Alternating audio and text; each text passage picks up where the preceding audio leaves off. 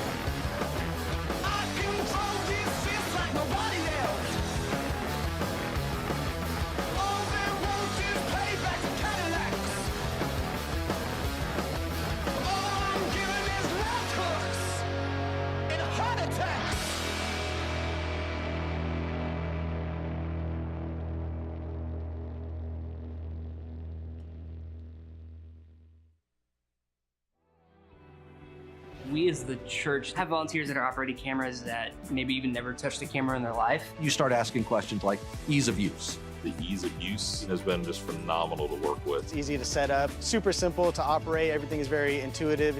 Using volunteers is a little challenging when it comes to the video world. There's a lot to teach in the moment.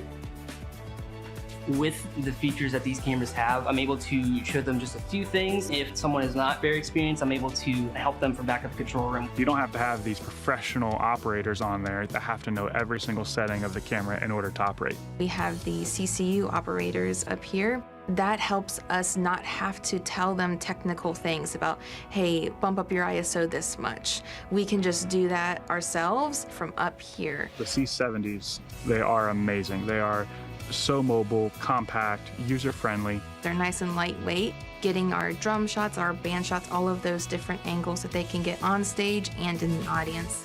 What's nice about having the one singular controller allows you to go to your different cameras and set them where you need. We can set presets to where they can be in certain locations at certain times so that one person really can operate it. I could literally have a symphony of cameras moving as if I have 6 operators at all time, but I'm only one guy, and that's really cool. We're very grateful for the opportunity of being able to partner with Canon to be able to bring our services and our online content to the next level. Our Canon sales rep feels almost like an extended part of our staff at this point. We've also been able to have quick access to gear that we may need on an auxiliary shoot and/or we may want to try out before we purchase. That growing with a company has really helped us future-proof our video department.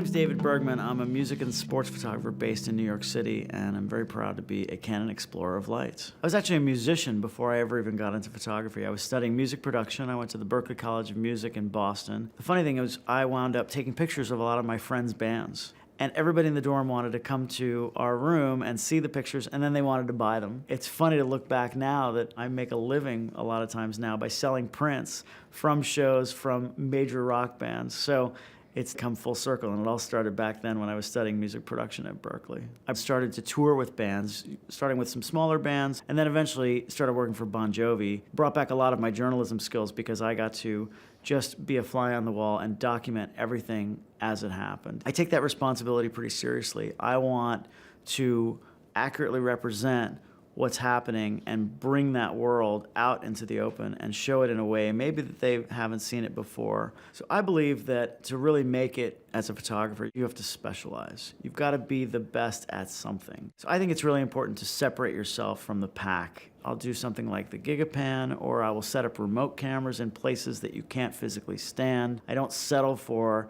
that was good enough. I want to keep going and keep going. I've known about the Explorer of Light program for many, many years. I mean, the photographers in that program are just legendary photographers. To watch how they work and to see their technique and to pick their brains and to really learn from them, I hope I can inspire just a couple of photographers in the same way that these other photographers have inspired me.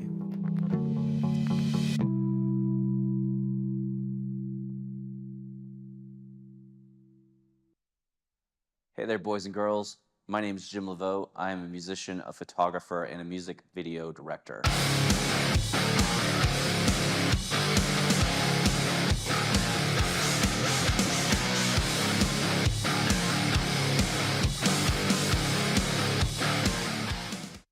I've worked with artists like Nine Inch Nails, Queens of the Stone Age, the Foo Fighters, and a ton more. Directed videos for Jerry Cantrell, Kill or Be Killed, Exodus, Poppy, and a bunch more.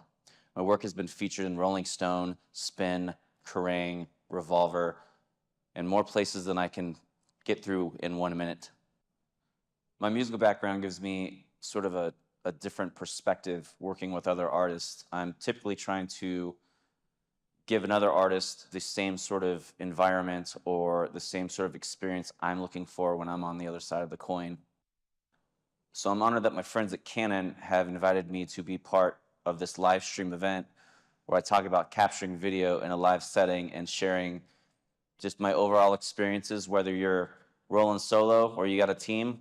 I'm going to tell you and explain to you my process and how to make the best art you can when capturing live video footage.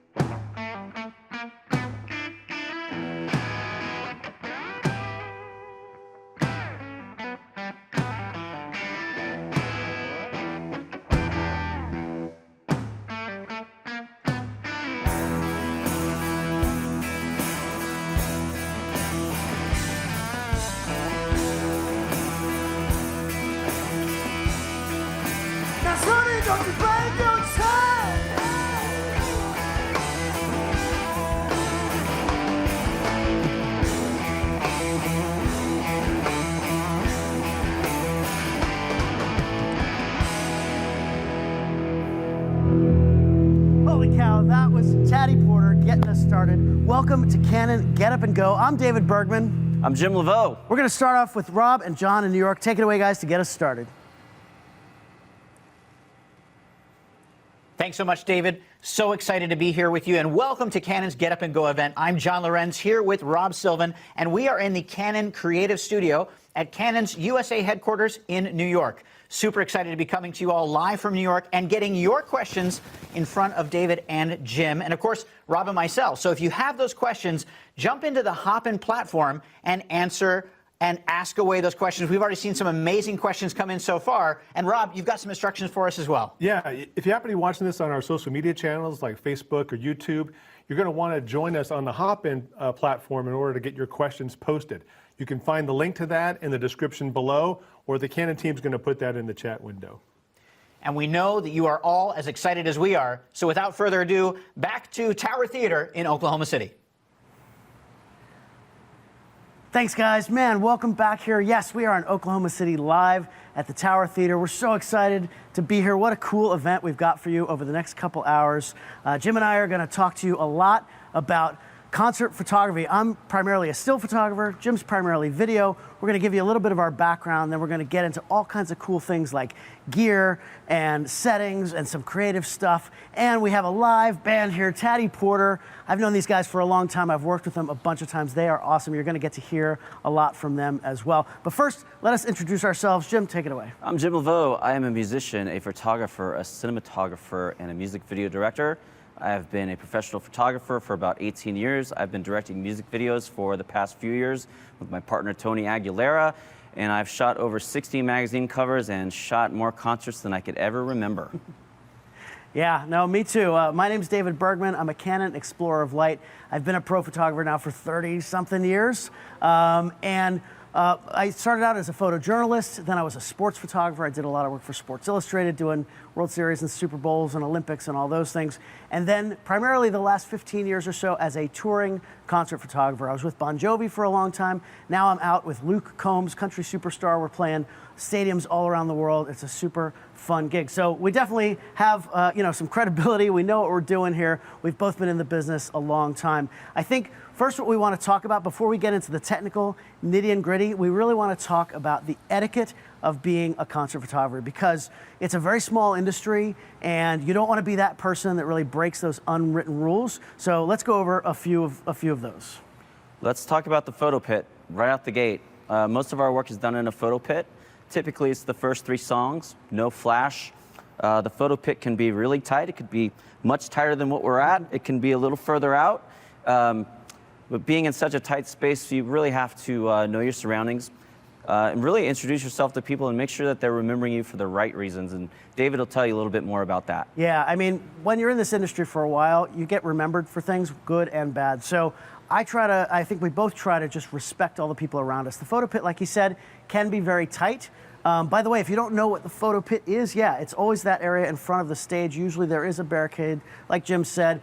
Some venues, some small venues may not even have an official photo pit. So you have to work with the crowd. You have to work with, the band can see you, and you really have to be careful. I try to be respectful of all the other photographers, the security guards that are in there with us. Everybody's trying to do their job as best they can. And the show isn't about us, right? It's about the band, it's about the fans. So we're just trying to be respectful and stay out of the way. Yeah, really introducing yourself to security, making sure, they know where you're at all times. Making sure that the fans in the front row who paid the good money know that you're going to be there for a few songs. You might be in their way for a few minutes.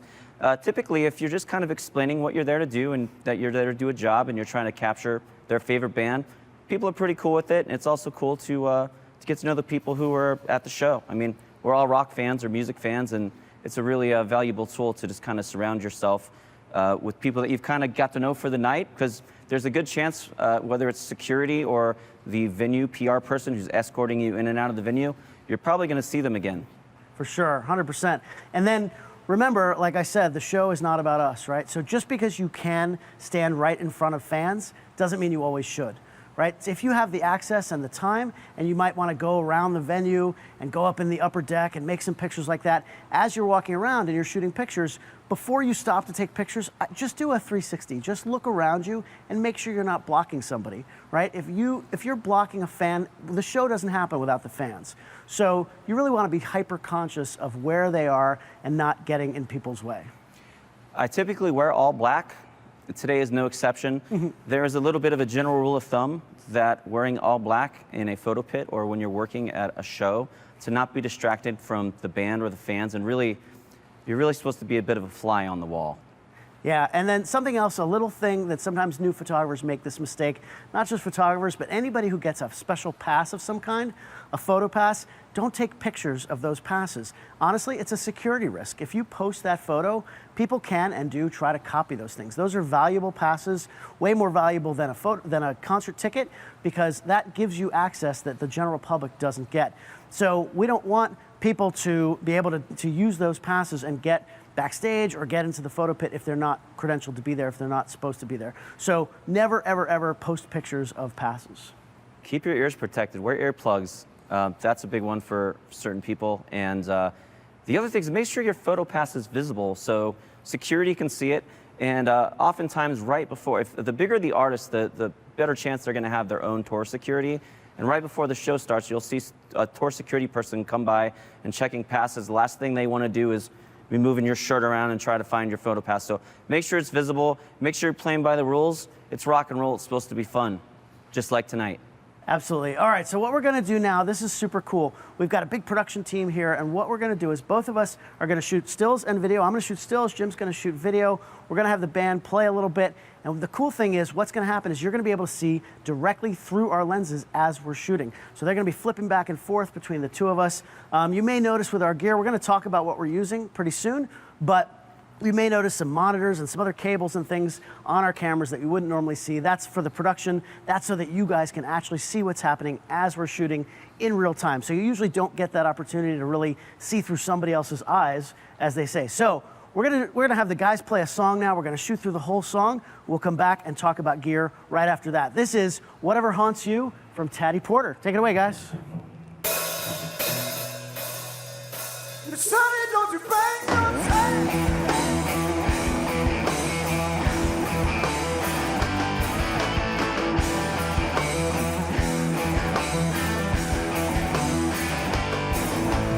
Feel the way you know I gotta say. When you know that it's fading, long life's not early age. When you know that it's fading, there's not the rain that sleeps in your bed, baby. When you know your past, one know it's your weakness to run, but you know you had your fight. Why you tell it's my way? So what's I'm gonna do? Whatever haunts you.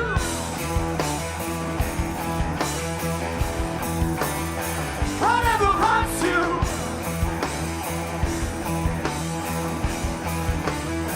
Whatever haunts you.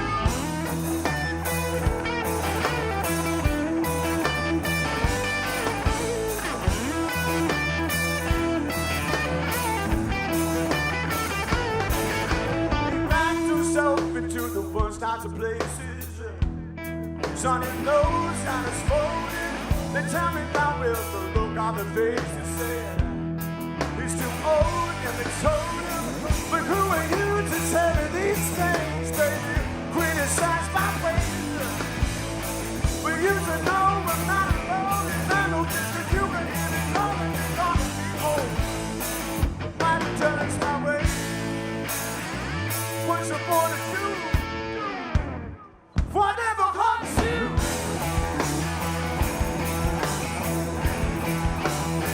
Whatever haunts you.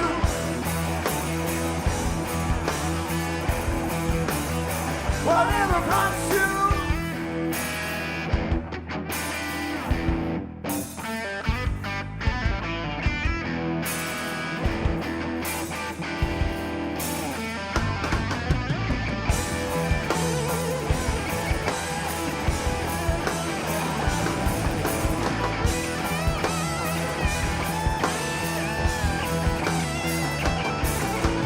So I gotta say I didn't walk away. Now you won't hold your head so high. I know when life is and I know my life's head. So I made my change one more time. So what's a boy to do? Whatever haunts you.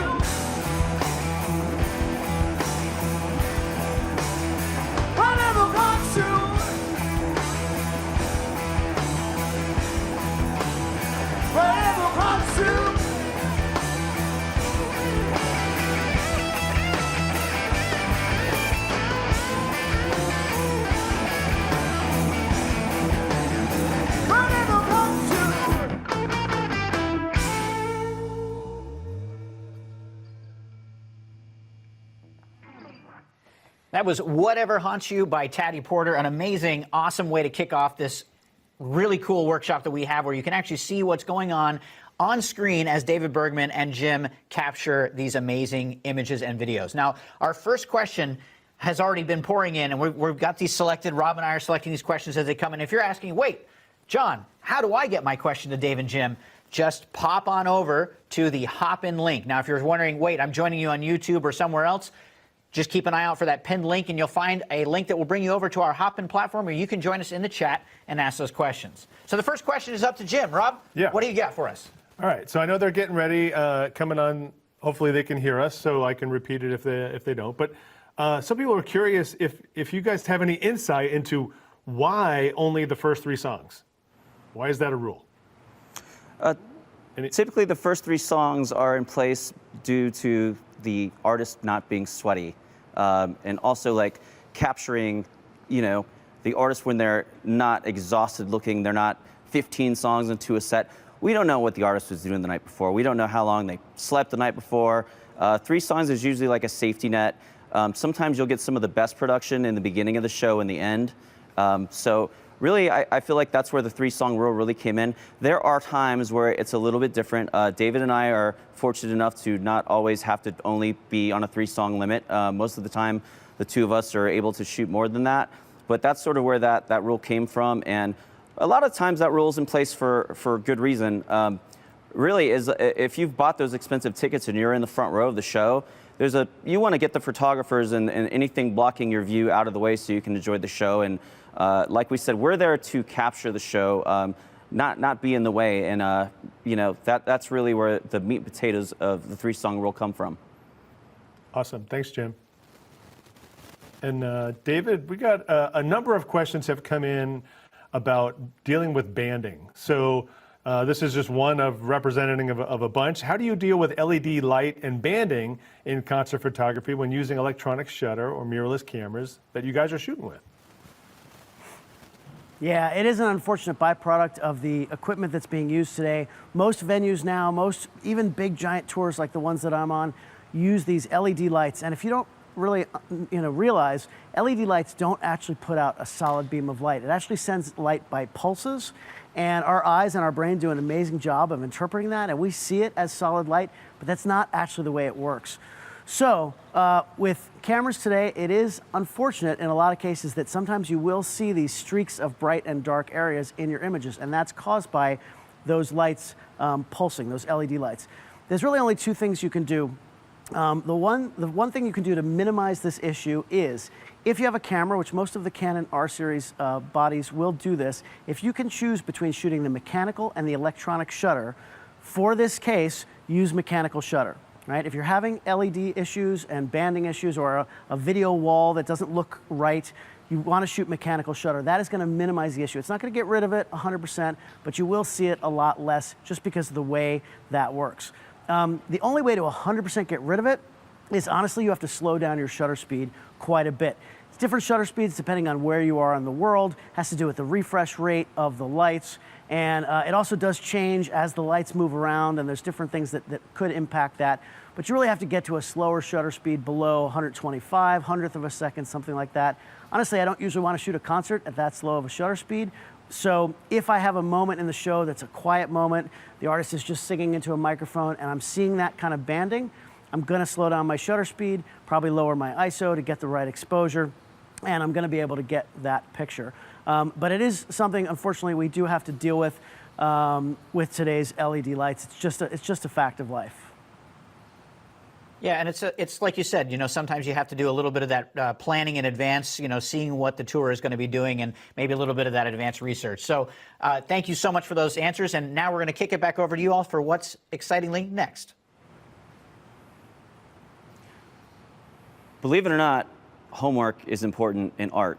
And in our case, it's really doing your homework to learn about the artist, whether it's, I don't know any of these songs. I don't know what the set list is going to be. I don't know what the lead singer does at the 4th song every night. Maybe he does something different every night.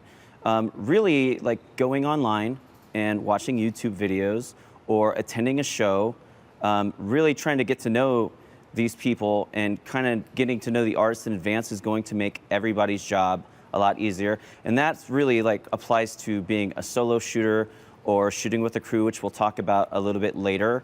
But getting out at sound check and checking out the lights, there are certain moments in the show that you don't want to miss, whether it's a great drum solo, a great guitar solo, or a really ripping vocal. You want to make sure that you're not missing those moments, and you want to make sure that you're prepared for them. And also letting the artist know if you're going to get on stage, if you're going to, hey, if the fourth song is something where you jump in the crowd, I want to know that you're going to do it. Some artists don't plan that stuff out, and there's a beauty in that too, and that's part of what obviously like keeps us on our toes at all times, because those guys don't always know, or those girls don't know what they're going to do every night, and that's really, you know, it's kind of what rock and roll is built upon. So really getting as much research done, showing up at sound check, checking out the lights, and really just learning as much about the band and the people, because as we all know, it doesn't matter how talented you are, if the vibe that you put off with the band is not right, the talent goes out the window. It's all about getting along with people and making them comfortable, and it's invaluable. Yeah, no, that's great. We're gonna talk a little bit about the gear as well. Today I'm actually shooting on an R5C, which I usually shoot on an R5. This is a little bit more video centric, and it's a monster of a camera, and I've really enjoyed shooting on it today. And we have a few of these that we're gonna showcase during the crew setting of this whole thing. I'm on a 15 to 35 right now, which in this video, the R5C is a true video hybrid, and it's a special camera. And the 15 to 35 is the lens that I prefer to shoot with when I am rolling solo. I enjoy how light the lens is. I enjoy how light the camera body is here. And I also want to have maximum movement and ability to, you know, kind of roam about the venue and make sure as a solo shooter that I'm getting the stuff that's really showcasing the entire stage.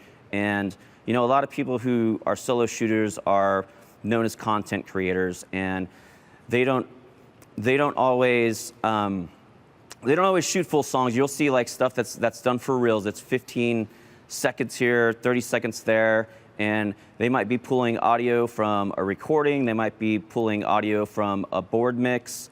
It's a little bit of a mixed bag, but there's a big difference between shooting solo and being a content creator as opposed to shooting with a crew. Yeah, Jim, do you have anything to add? So I actually started on a Canon, like the smallest Canon camera. It was something that my mother had once upon a time, and it was one of the very first digital cameras that had ever come out. And I was at like an Ozfest in like 2005. It was during the daytime. I started taking photos with this little tiny box Canon camera. It was a digital elf. I'll never forget it. It was tiny, and obviously like things have changed over time, but once I kind of got my feet wet there and realized that this is something I'm really interested in, I moved into a Rebel with a 50 millimeter lens, and that was my kit for quite some time, and that was kind of where I got my feet wet. And I would never want to send someone in to buy the most expensive piece of gear initially. I would rather see somebody sort of transition from gear that is really accessible and not overpriced into buying stuff like what we're using now, R5s, the lenses that we use, the 70 to 200s, the 2.8s. There's so much, and we're going to get into a bunch of that. But I would never want to, you know, sort of take someone's passion away because they didn't feel like they could afford good gear, because it can be done on entry-level gear as well. Yeah, absolutely, and great insight, Jim. And David, what are some of your thoughts on, like, you know, gear, kind of getting started and then progressing into pro gear? Yeah, so I'm going to go through actually what I'm shooting with here first, and then we'll kind of work backwards from there. So Yeah, I've been doing this a long time, so yes, I am using high-level pro gear, just like Jim is. You definitely work your way up to this stuff. But my go-to camera body is the R3, the EOS R3. This is the workhorse camera. This is the high frame rate, high build quality, weather sealed action camera, right? This is what I would use for sports, and I shoot concerts like I shoot sports. So I want the durability of a camera like this with the built-in vertical grip. I love the way this feels. It's got some heft to it. I really appreciate that when I'm shooting. So I shoot with 2 of these on my shoulders when I'm shooting a concert. My go-to lenses, it really does depend on what you're shooting, right? So if you don't know what the light is gonna be when you go into an event, you're gonna wanna shoot with lenses with wider apertures, because that way, that's gonna give you more light into your lens. So my go-to lens, if I don't know anything about what I'm getting into, is this lens here. This is the 2470 2.8. Again, we've got this monitor for the production, but it's the R3 with the 2470 2.8. That means I can open up this lens all the way to an f2.8 aperture, and the 24 to 70 range. Let me give you an idea of what this looks like. So you can see right now I'm at 24 millimeters through my lens, and then I can zoom into there. That's 70 millimeters, right? So that gives me a good zoom range. I can go back and forth really quickly and really easily between 24 and 70. Now, there is also another lens that's the 24 to 105, okay? This is the RF 24 to 105 lens. This is an f4 aperture, so it's a little bit of a smaller aperture. If I know the light is gonna be good, if I'm shooting a big concert with big production and lots of, expensive bright lights, I'm gonna use this because the 24 to 105 is gonna give me a little bit more zoom. Let's go ahead and switch that over real quick. I'm just gonna switch this body to the 24 to 105 very delicately here. And now you'll be able to see the difference. So I'm now at 24 millimeters here, and I can go all the way to 105. And look at how much tighter that is. So that gives me a lot of range. I can go in and get Doug on drums if I need to, right? And I can get I have a lot more versatility with that 105 millimeter zoom. The trade-off has always been 24 to 70 2.8 or 24 to 105 f4, and you had to make that choice until today. I have my hands on the just announced Canon 24 to 105 2.8 lens. This is an f2.8 all the way through. This is a beast. It's 24 to 105, so it's the best of both worlds of those 2 lenses. I don't have to decide anymore which lens to take. This was just announced. This is a Canon loaner. They may not be able to get it back from me at the end of the night here. I've been using it here as we've been rehearsing, and it's an unbelievable lens. So as soon as I can buy one of these guys, please sign me up. But this has the power zoom adapter on it. I am going to reluctantly at some point pass this over to Jim on video. He's going to be using it to shoot video tonight. This power zoom is for that. But it does come off. I took it off before. The tripod foot does come off as well, and it's a nice smooth lens. You no longer have to make that decision. I'm very excited. I posted this on my social media, and all my friends went crazy about it. So I'm very excited about this lens. Now, I did say that I use two bodies when I shoot. The reason is if I can have a second body and a second lens with a longer lens on it, a longer zoom, then I can pick that up whenever I want and really get those really long focal lengths when I want to. So if I'm shooting something at a bigger stage than this, like a stadium or a big arena show, and I want to be able to zoom in and get the drummer all the way in the back or get some detail shots and really tight shots, having that variety is really nice. So the 2 options for that are either going to be this. This is the 70 to 200. It's also an f2.8. So normally if I was going 2470 2.8 and 70 to 200 2.8, this is going to be that second lens, both on R3 bodies. I'm the kind of guy both bodies have to be the same. I'm all about speed, and if they're 2 different bodies, my brain doesn't work that way. All the buttons have to be in the same place. I've got to be able to pick them up very quickly. Today when we're shooting, because of the monitor and everything, I'm not going to be switching quickly like that, but when I normally shoot a show, I do that. The other option, if you don't need 2.8, is you could go crazy and go with something like this. This is what I use in stadiums. This is the 100-500 RF lens. It's a 4.5 to 7.1, so it zooms all the way to 500 millimeters, and it does close down to a 7.1 aperture, but these cameras now, the R3s, the R5s that we're using, the ISO, we can push the ISO up so much higher than we ever could in the past. I shoot 6400, I even shoot 12,800 without a problem. So at 7.1, if you had told me 10 years ago I'd be shooting 7.1 at 12,800 or 6,400 at a concert, I think you were crazy. But now you can totally get away with it. The pictures, you've seen my pictures if you follow me on social media. I shoot with this thing all the time. You can't tell that I'm at 7.1. It looks amazing. Now, just a couple more notes about gear. I will oftentimes have a third body with me on tour. This is the R5. I will use this sometimes as a remote camera. So I'll put the wide on there. This is the 15 to 35.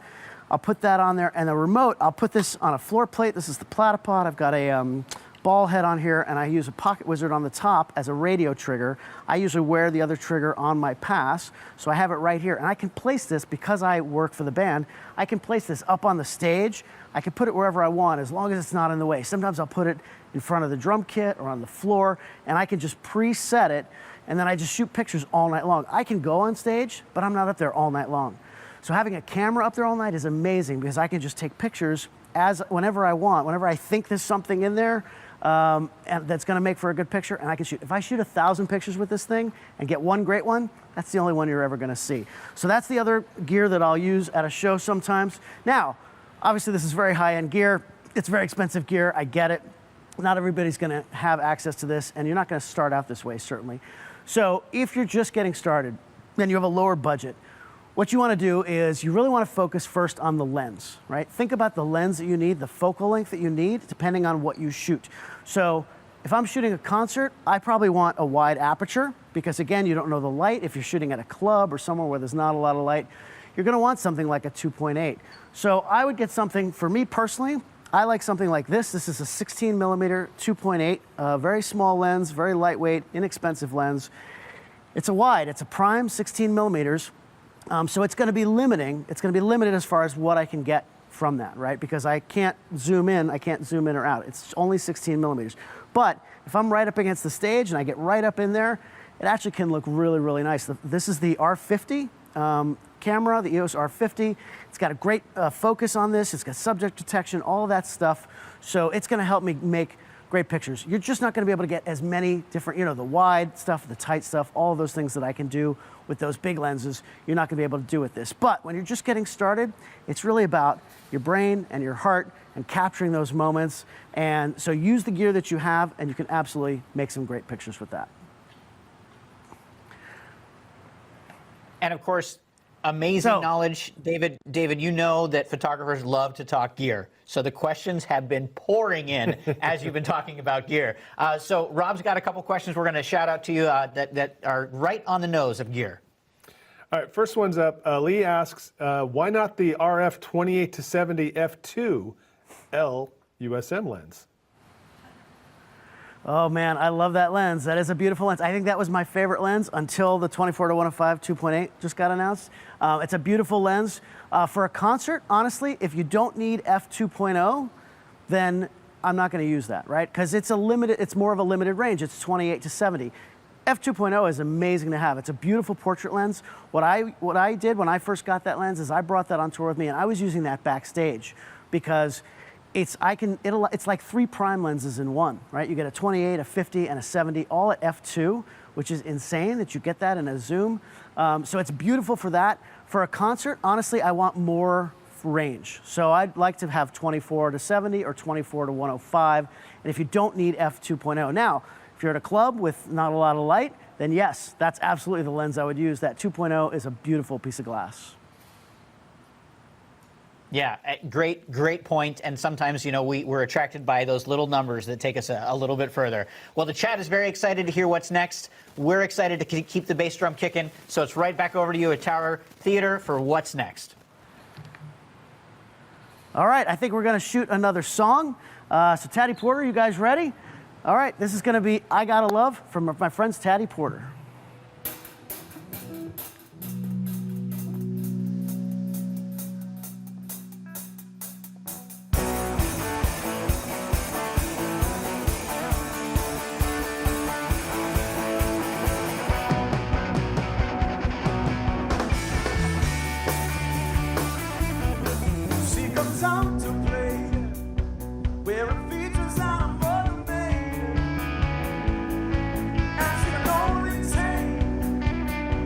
Everything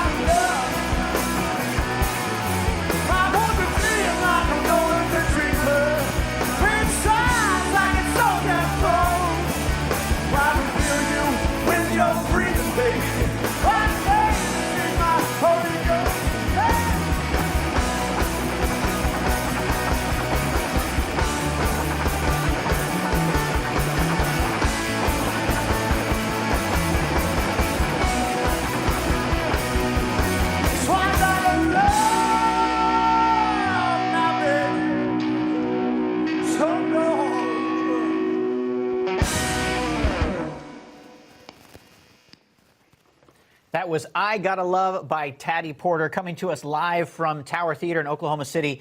And I've got to tell you, it's getting better with each song, and really cool to see the behind the scenes of how these videographers and photographers are capturing these moments. Now, your questions are coming in, and we're starring them, and we're going to get them over to both Jim and David. So if you're looking to ask questions to them and get your question answered, join us on Hopin, and in that platform there, you can join us in the chat and ask your questions, get them answered, or we can get them live on air. Rob, we've got a question coming in right now for Jim. Yeah, so I know, Jim, you're getting set up, and hopefully you'll hear this. I can repeat it if not. So, Jim, do you ever use a cage for your camera to have a better grip? I actually don't use a cage, and really it's for one reason and one reason only. It's because I like to be able to freely move around and really not have to worry about the weight of the cage. That's why the R5 or the R5C really do work for me. I like the freedom of just being able to run and gun, and you know, when you're shooting solo, that's great. And it's also great to roam when you have a crew, where there's some cameras that are locked off and when you're getting those sort of static shots and those sort of safety shots. But I like to move around as much as I can. Awesome. Thanks, Jim. And I have a question for David. So there's a couple of questions that have come in around focusing, and specifically with a smoke machine. And do you ever switch to manual focus or use focus peaking?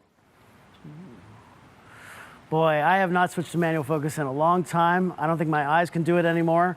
The thing is, the autofocus systems on these cameras now are so good. I really don't even think that much about focus anymore. I'm going to talk in a minute about all of my settings, and I'm going to get into specifically which focus modes I use. But honestly, the smoke has not been an issue. Using these cameras, the subject detection, it picks up the faces, it picks up the eyes, it does a really good job. Sometimes, yes, if a big puff of smoke comes in front of them and you really can't even see a face, it might get off for a second, but not long enough that I'm going to switch to manual focus. I do not do that anymore. It's interesting to see the industry come full circle to where autofocus was like, no, to now manual focus is that same way.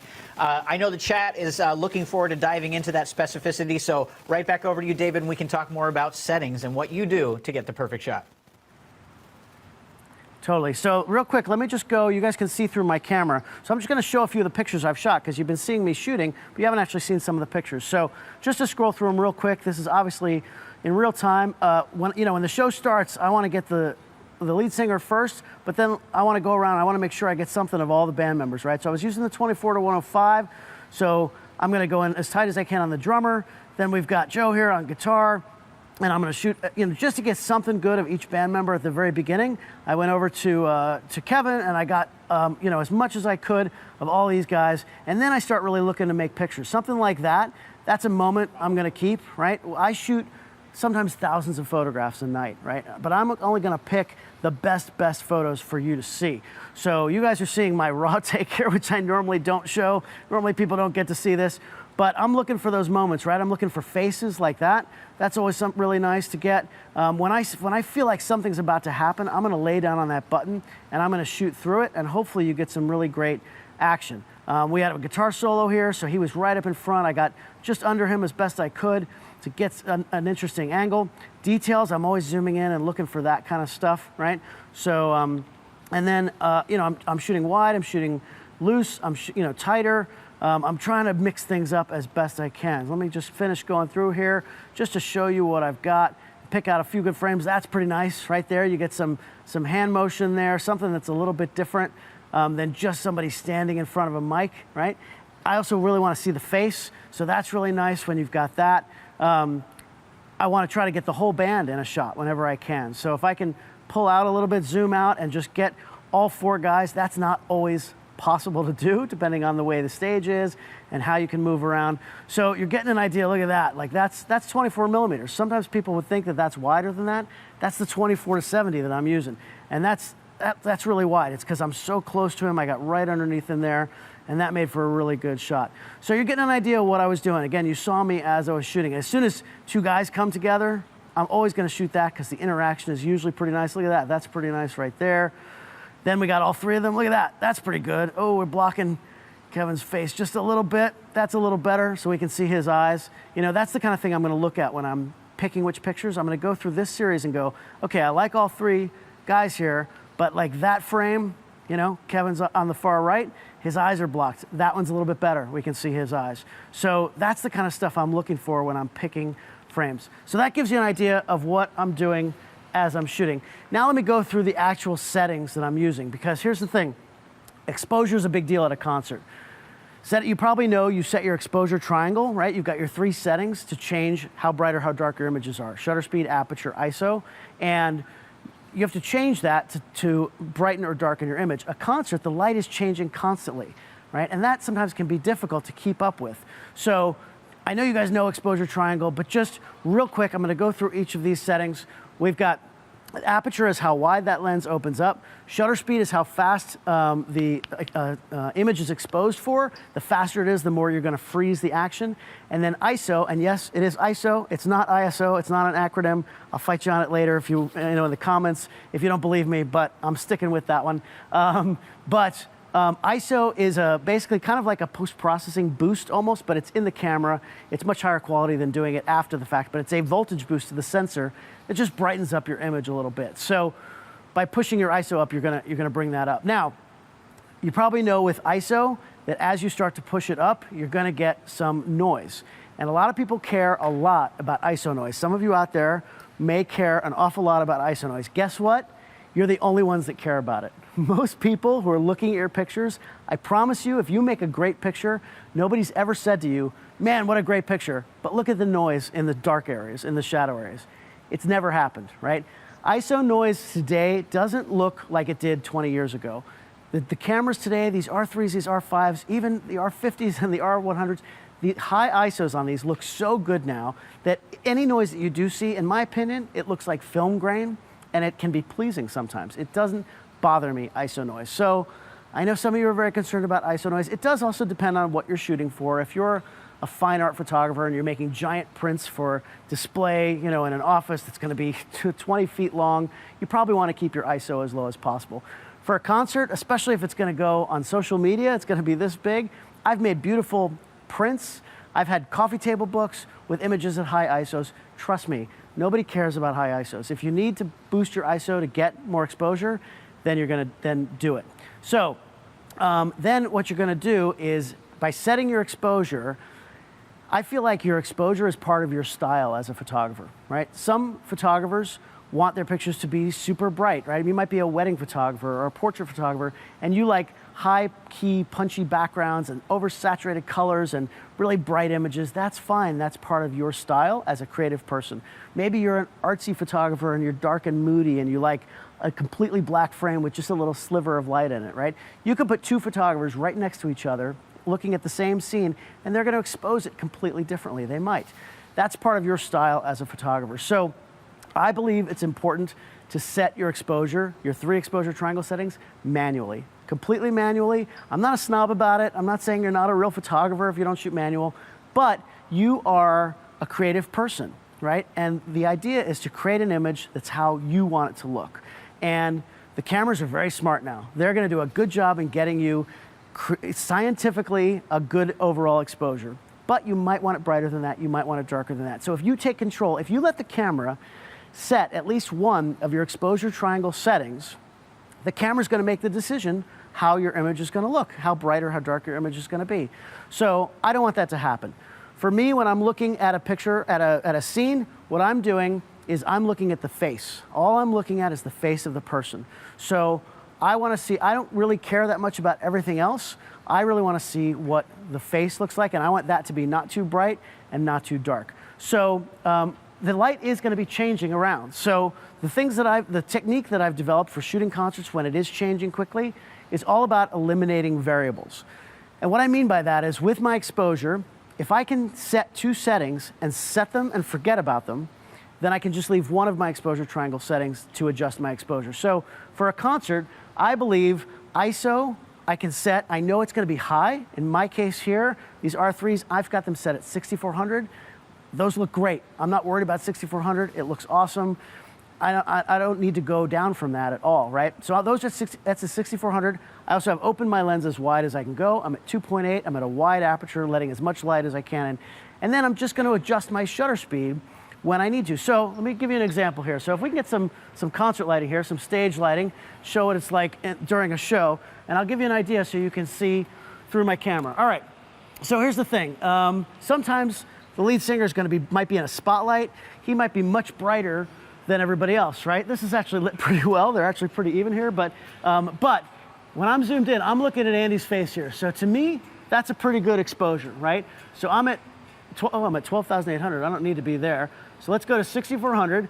I'm at f4, and I'm at about I'm at 640 right now, okay? So that to me looks pretty good. Maybe I'll go down to 500, right? That to me looks pretty good on his face. If I get his face exposed properly, I don't care what that background's doing. If it's red, it's red. If it's black, it's black. Whatever it is, as long as that face looks good, then I'm set. Now, because I'm paying attention, the key to making these great pictures is paying more attention to what's happening up there and less attention to what's happening in here. I don't want to be constantly looking, oh, what is my setting? And oh, I got to change my ISO and my aperture and as soon as you do that, you missed a picture. Something great just happened and you look up and you go, oh man, really? It happens every time, I promise you. So I don't want to take the time, I don't want to miss a millisecond messing with my settings. So what I'm going to do, because all I have left to change my exposure is my shutter speed, I have that on my main dial right there by my forefinger. So I can very quickly, so I'm shooting here, right? And all of a sudden I see something happening over there. All I have to do is move here and I can just go click, click, and just open up my exposure a little bit and start shooting, right? I went to 250 there super quickly. I can come back here and just go down to 400 again, right? Sometimes it's more of a jump than that. I might have to go from 800th of a second down to 200th of a second. Whatever it is, I can do that really quickly. And that's how you don't miss those really great pictures. Now, focus modes, you asked about focus modes. Let me show you how I do that.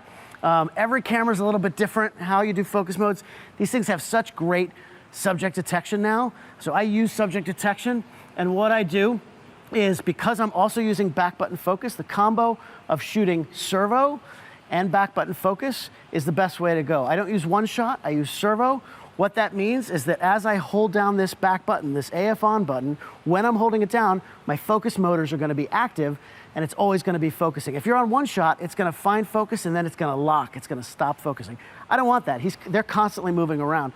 So as long as I'm holding down that back button, he's going to be in focus. So I'm right here, right? And so as I zoom in and out, it doesn't matter. But what I can do is, because I'm using the subject tracking, is I put that box on the face of the person I want to focus on, push down my back button, it finds him. Now I can move around however I want, zoom in, zoom out, and it's going to keep his face. Now if I want to focus on somebody else, all I do is let go of my back button, come over here, push the back button again, and now I've got him, right? If there's two people in the frame, I can decide, look, I want it on him, now it's on him, it stays on him. Oh, I want to focus here, boom, I go there, and now I'm focused on him, right? So I can choose however I want to focus very quickly. It's all about speed. This thing is all about speed. You don't want to miss these pictures. So having that, being able to change your focus very quickly, that's how I do it.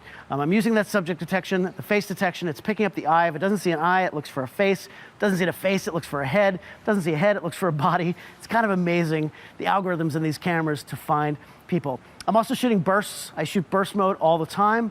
I'm shooting high-speed bursts because I just want to capture all the action. No matter what happens, you know, if somebody's running back and forth, if somebody's jumping, of course I'm going to burst through that, because then I can pick the one frame at the top of the motion, right? At the peak action. I don't have to try to time that to get the one frame. So I can burst through it.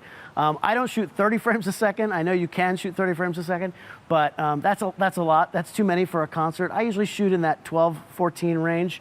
But really at the end of the day, what it's about is customizing your camera. However you shoot, you need to customize your camera. What I do is, I already told you what I do with the AF on button, right? I have that on the subject tracking so that it's gonna move around, but the button right next to it, the star button, I have that programmed on my traditional expanded AF area without subject tracking. And the reason I do that is because, let's say I'm shooting Andy here, right?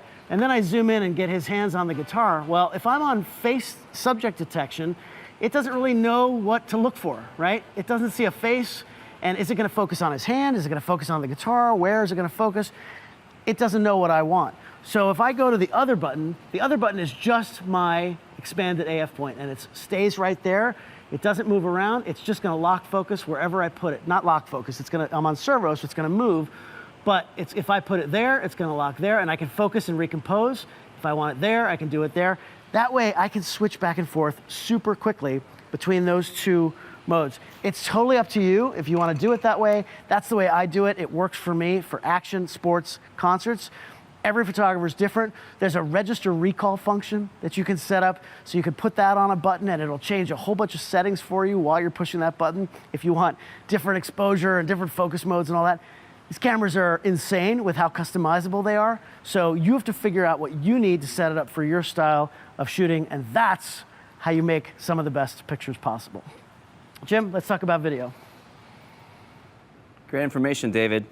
So a lot of what David said does apply to video, but we have a few less parameters. One of the major things we get asked about on a regular basis is the frame rate to the shutter speed.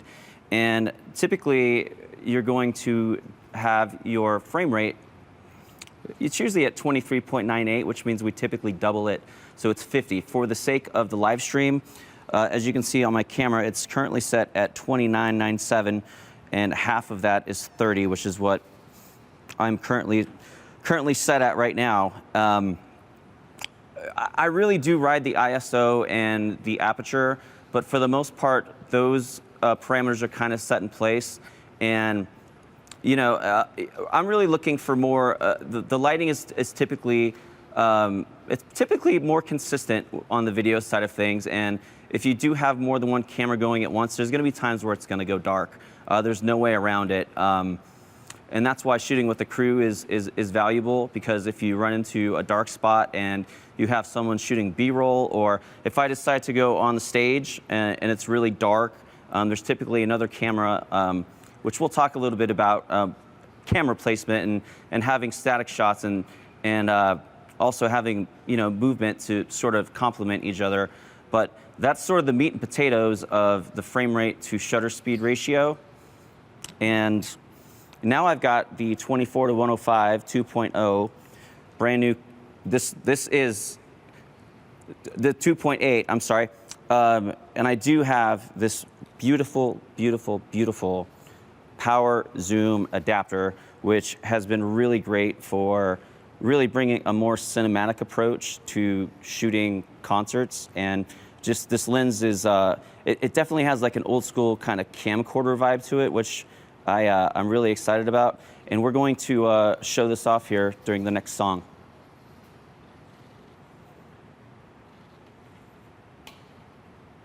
All right, and we are ready also here to kick it off. We've got some exciting questions coming in, but we know we're going to keep things going, and we'll loop them back for you right after this next song. So David and Jim, back to you to kick it off for what's next.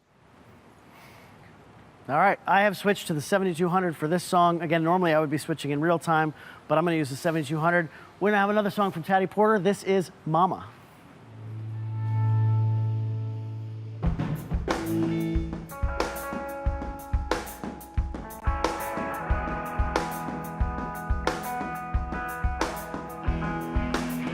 She was born in Oklahoma, where her daddy didn't know her.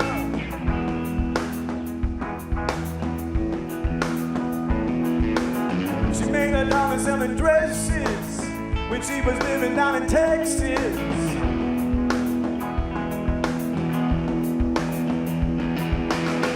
Now she's back from California. Oh, son, I better warn ya.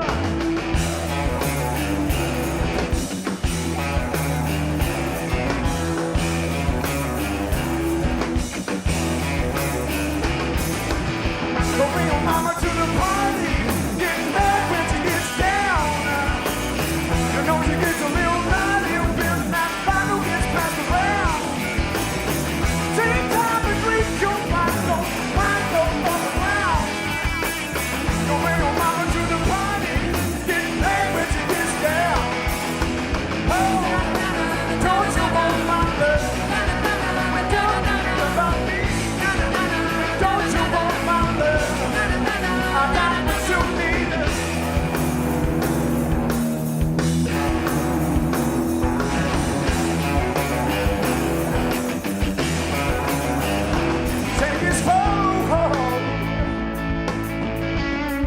you might just lose your chance.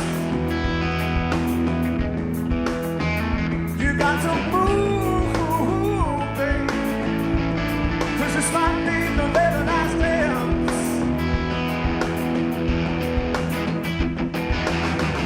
The sun won't easy. She's gonna make a mess of me. Gonna make a mama to the party. Get mad when she gets down. You know she gets a real lively when that bottle gets back around. Take time to treat your back, don't wind up on the ground. Gonna bring your mama to the party. Get mad when she gets down.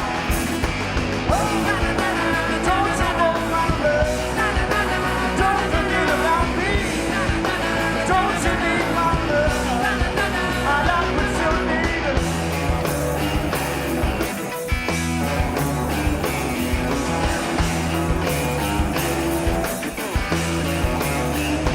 Focus slow, 'cause this might be the very last chance. Oh, oh, oh. You got to move, baby, 'cause this might be the very last dance.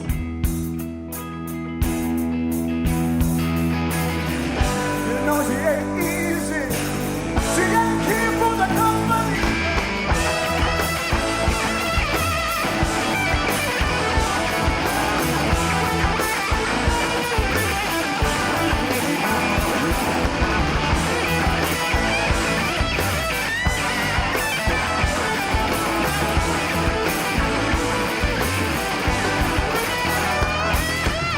Don't bring your mama to the party. Get mad when she gets down. You know she gets a real lively when the bottle gets passed around. Take time to drink your glass, don't wind up on the ground. Don't bring your mama to the party. Get mad when she gets down. Oh, don't you want my love? Don't forget about me. Don't you need my love? I don't forget about it. Don't you need my love? And I got what you need.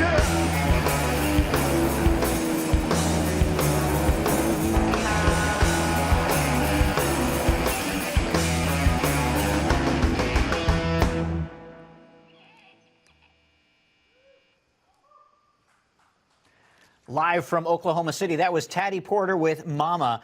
And if you're like Pamela, you love the band. Give it up for the band. And of course, like Janelle, she actually started her concert photography career photographing Taddy Porter. So we've got some really cool stories that are happening in the chat. And if you're wondering, wait, John, how do I get my question in the chat, or how do I get a shout out also? Jump into the Hopin platform where you can join us and our Canon Tech reps in the chat, and you can see those links there. Jump in, chat with us, ask those questions, and get some questions over to David and Jim as well. Rob, we've got some questions pouring in, right? Yeah, and I got to say, there's also a lot of comments just giving love to the band. So big round of applause for the band.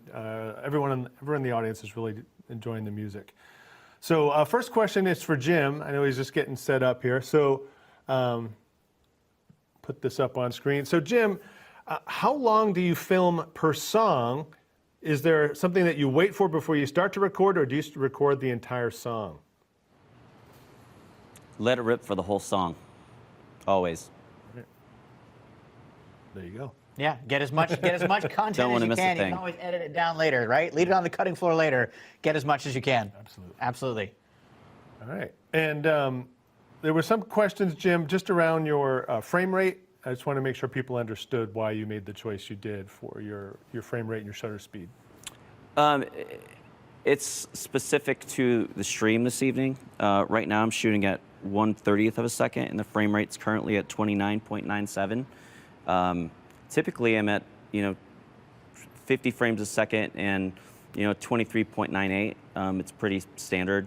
It's definitely got more of a cinematic look, and that's typically what we're going for. Sometimes I'll drag it, and we'll do a little bit of a demonstration when we talk a little bit about being creative and standing out a little bit, and just really changing things up.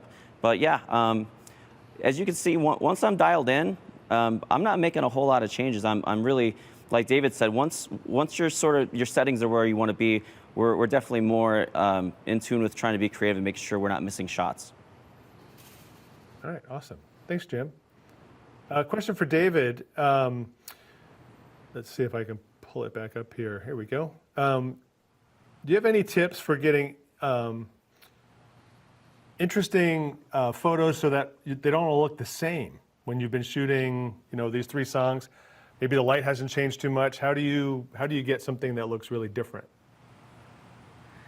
Yeah, so that's actually a great segue into exactly what I'm going to talk about here, because I want to go through some of the things about the creativity that you put into it. We've talked a lot about gear and about settings and things like that, but photography to me is half technical and half creative. So you really have to have both sides of that, right? You can't just be all technical. You still have to make a picture that moves somebody, right? It has to be an image that makes you feel something. And that can't just be the technical. You've got to have the technical down, no question, but there's a bunch of things you can do to separate yourself. For me, because this industry now is packed with people, which is a good thing. A lot more people can be creative than they ever could before, but you have to find a way to separate yourself, right? So you've got to, sometimes it's just a matter of physically going into a different place from everybody else. The photo pit is very small, and so sometimes you might have 10 photographers all standing in exactly the same spot. Whenever I see a bunch of photographers in one place, I love y'all, but I'm gonna move somewhere else, right? I don't wanna get the same picture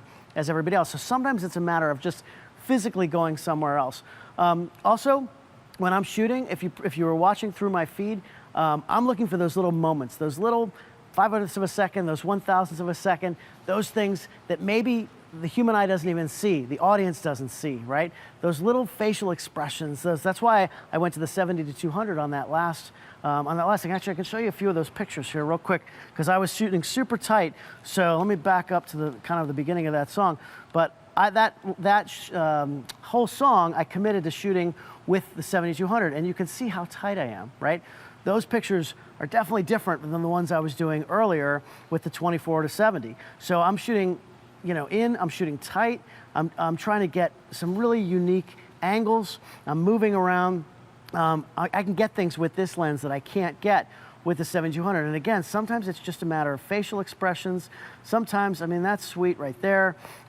He went into a guitar solo, and I was too tight. I was using the 70-200, and he was right in front of me. So I just decided, you know what, I'm going to focus on his face and try to get some great facial expressions. And Joe, that's a great, guitar solo facial expression right there.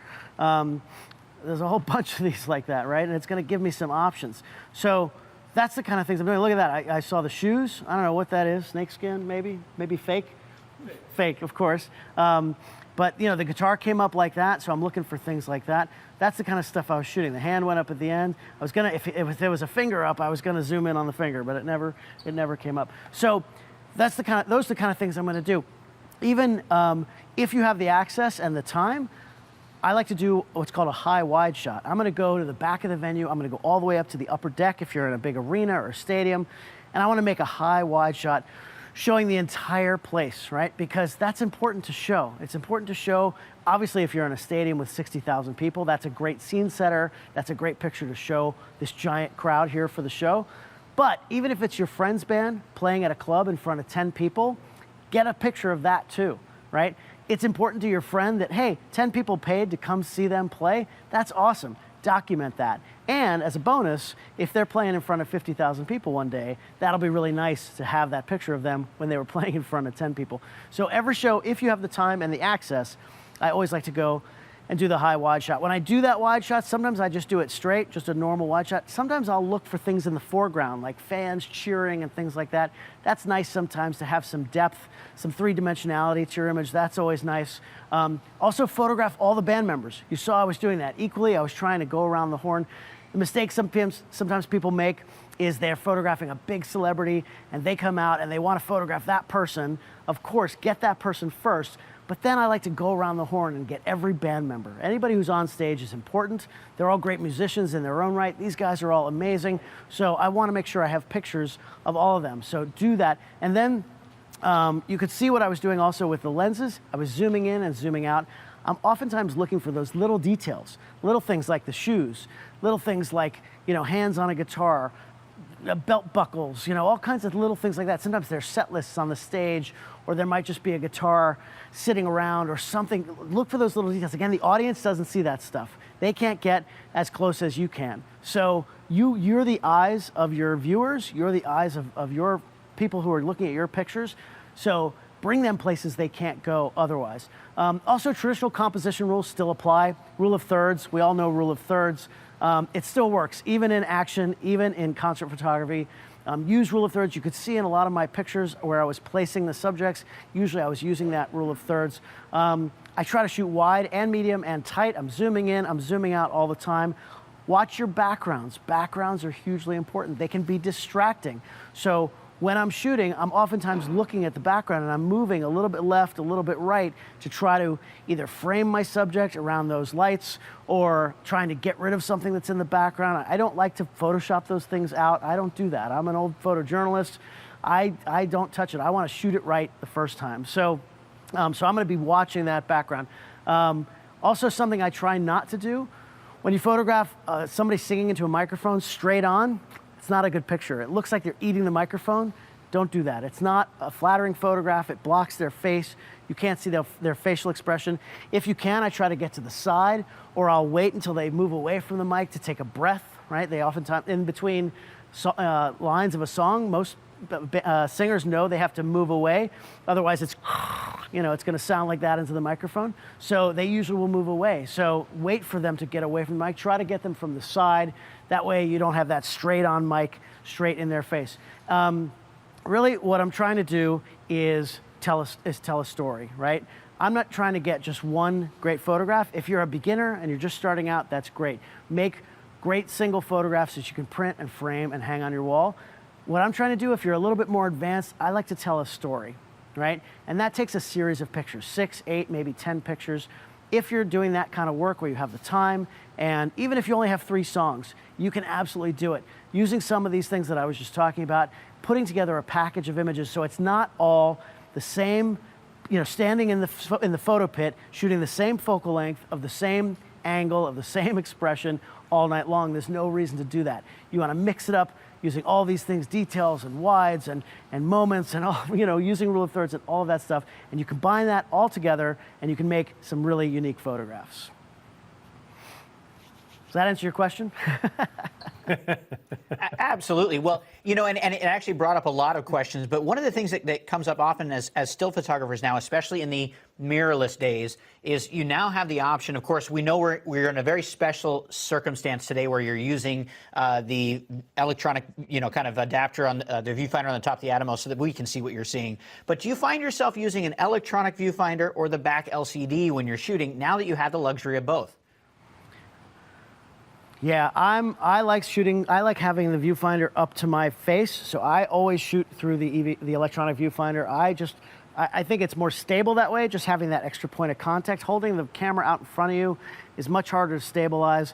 Also, it blocks out the light. I don't want to be distracted by everything else. I do keep my other eye open. That's another little tip, so that I can see what's happening around me. But for the most part, I want to block out that light. I think it's just a little awkward to shoot out like that, so I'm always using that EVF.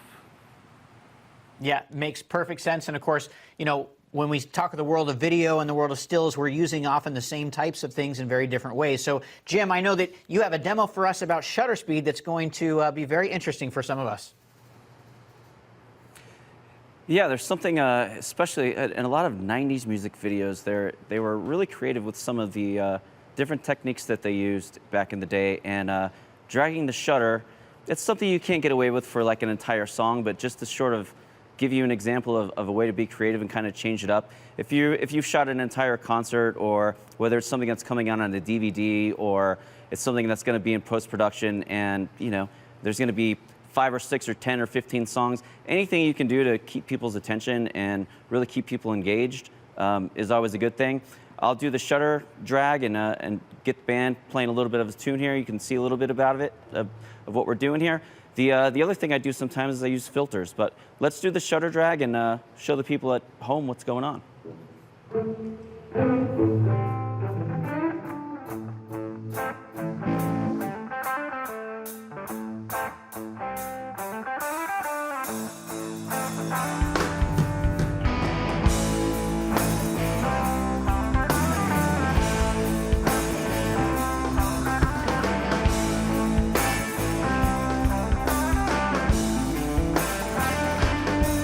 something wrong with me, yeah.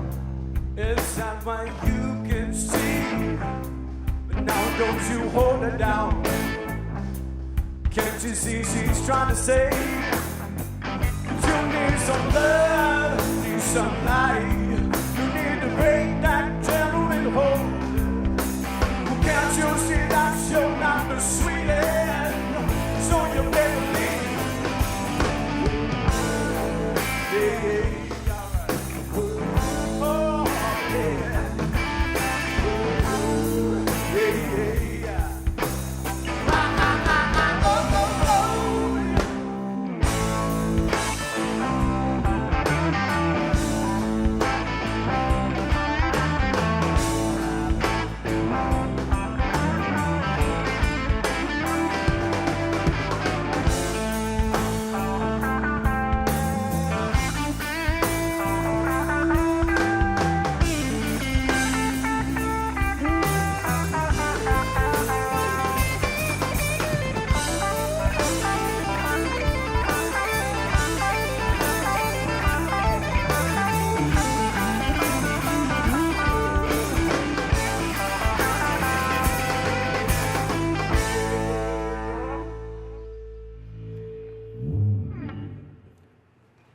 Awesome. So you can see that I performed that here on the 24 to 105.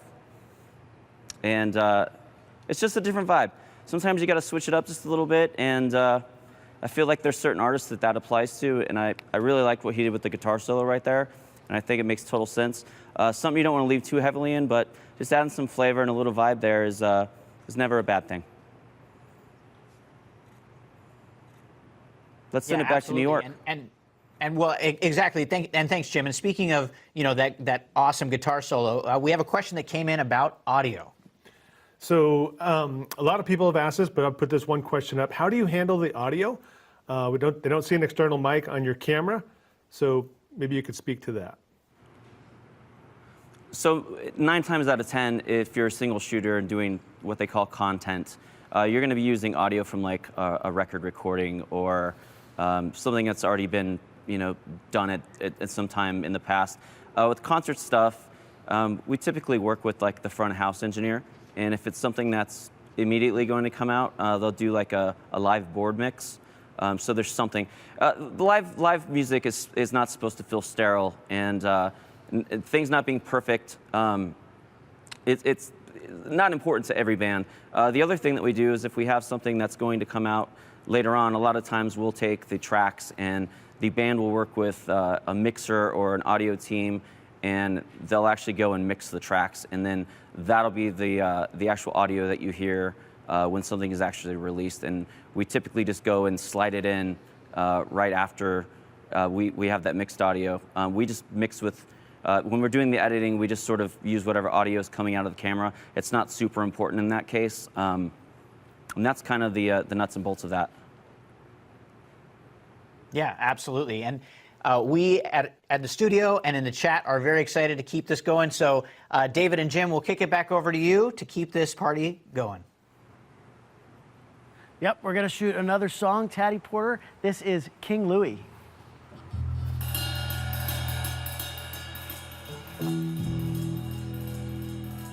Don't take 2 cups up, I'll give you nothing.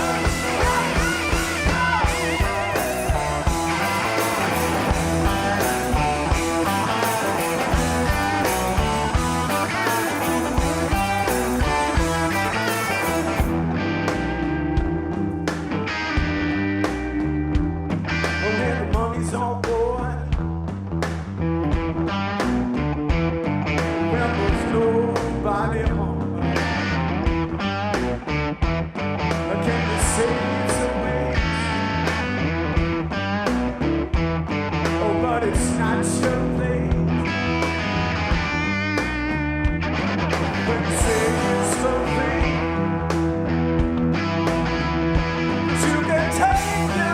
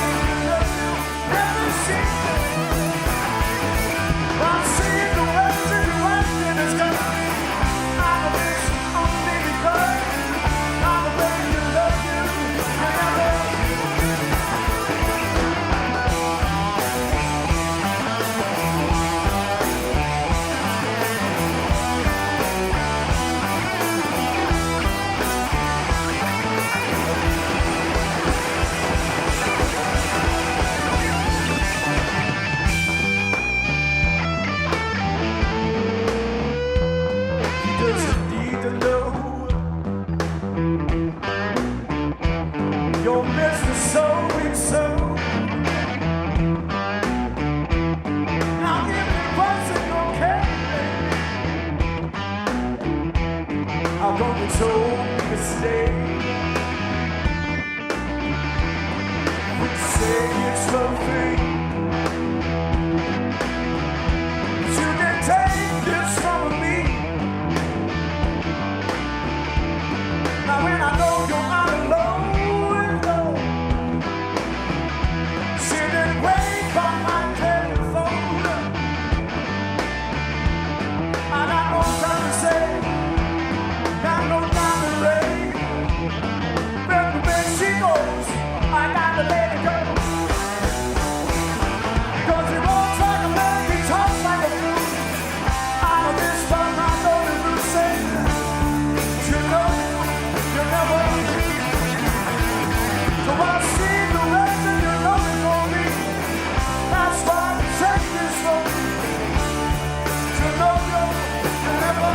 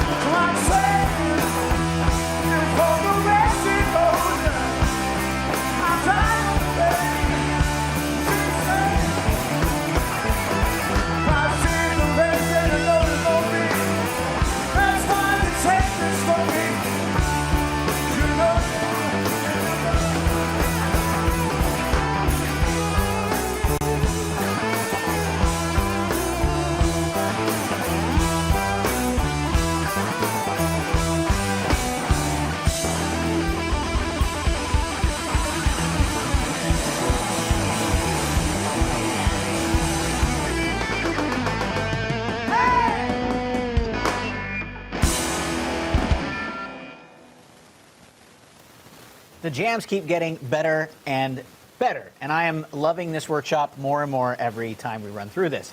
And we know that you've got your questions coming in. There's still chance and there's still time to get your question answered by either David, Jim, Rob, or myself. Just join us on the Hopin platform and join us in the chat and ask your questions, and we'll get to them either in the chat or perhaps live. Speaking of, Rob, we've got some questions that we're going to ask right now. All right, so our first question is going to go out to Jim. I know they're just getting ready, so I'll put it up on screen. But Jim, as you're getting into position, it seems that a lot of our audience members are also drummers or love drummers. There's a lot of love for the drummers.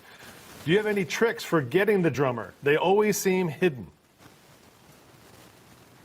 Well, it's funny that you mention that because most of the musicians, including myself, we're all big fans of drums. I know probably more drummers than any other kind of musician, and they're special people. We'll leave it at that. But yeah, you know, showcasing the drums is, especially if you have a really great drummer, it really goes a long way with just bringing the energy. I mean, the drums are the most chaotic part of any band, and you know, being able to make sure that you have a tight shot, a wide shot, maybe a static shot, which we're actually going to do a little demonstration. I'm going to bring in some of my guys here in a second. We're going to sort of transition from shooting solo to shooting with the crew. So that was a wonderful transition into that. Awesome, Jim. Thanks so much. Any more questions? Well, there's a quick one I can throw to David, since he was up on stage. Do you always shoot from the pit, or do you get to go up on stage too? I go up on stage if I'm allowed to. If I have the access and the time, absolutely I'm going to go up. We talked about trying to make different photographs from what everybody else is doing. If I'm working for the band, if I'm, somehow have the access and am allowed to do that, don't do it unless, you know that you can do it. Because normally you're just in the pit with all the other photographers. But because obviously here today I can do it, and when I'm on the road with my artists that I'm working for them, they know me, I can go up there, the band members know me, so it's not an issue. I do love to do that because it does give me a different look. I can show you a few of those pictures that I just got when I was doing that. As I went up there, by the way, there was a jump at the end there. Let's see if I got it. So he jumped off the riser at the end. I saw him up there. I was like, maybe he's going to jump. And then sure enough, there you go. Boom. There you go. That's a pretty nice picture right there. Andy, that's a good one. We're going to keep that one. So yeah, so that, that's about anticipating what's going to happen. When he went up on that riser, I thought, maybe he's going to jump. I've seen them enough that I know that he's probably going to jump off there. So I was ready. I got as low as I could get because the lower you are, the higher he's going to look. So, and I just kind of waited. And I'll probably crop that in a little bit, but for the most part, that's pretty darn good right there. So when I was on stage, it was nice because Andy actually turned around and was facing the drummer. So that was cool. So I got some good facial expressions from that direction. And again, I'm still doing all the same things. I'm shooting wide, I'm shooting tight. I'm trying to do different things. If I don't have any faces, any facial, people facing me, then I'm gonna just try to do what I can to get some unique images. And that's, if you have that level of access, a lot of photographers sometimes, they have access and they don't utilize it properly, right? If you have the access, use it as best you can. Try to get as many different angles, as many different photographs. So then again, when you try to tell the story of your show, you have all that stuff to call from. Yeah, great points and great feedback. And we know that you still got some pretty big things, exciting stuff to show us, especially because right now you so far have been talking about shooting solo. And I know that, Jim, you've got some really cool stuff to show us about when you're shooting with a crew. Yeah, let's bring the boys in. I got Tony Aguilera here, my video partner. We've directed many a music video together. What's up, everyone? And we got Julius Aguilar. He's way up in the balcony there. You can't see him, but I promise he's there. We also have some static cameras that are placed on stage. There's a C70 over there.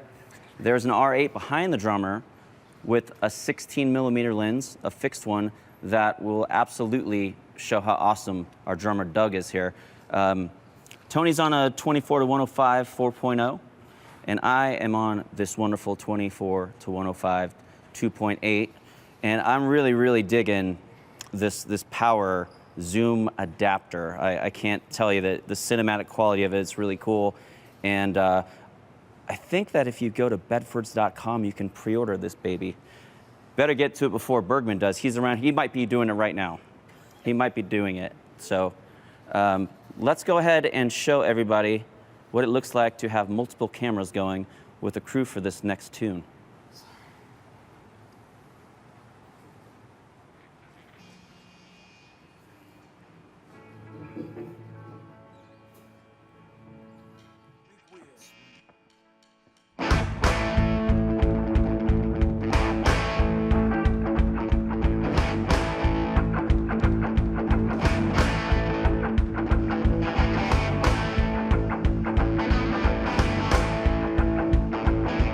Work is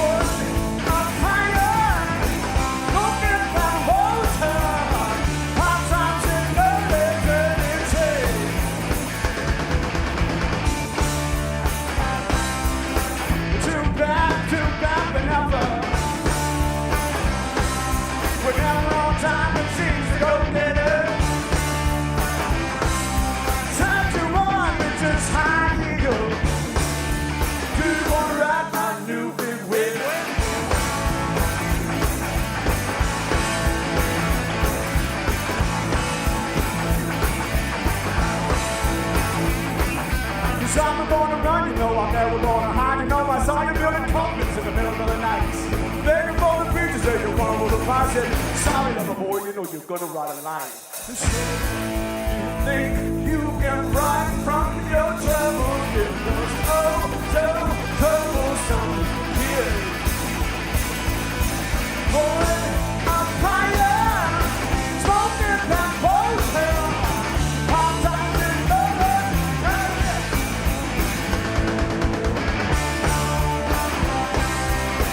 Too bad, but never.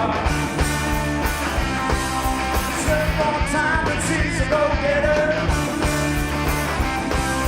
Turn you on with just high heels. Really wanna ride my new whip.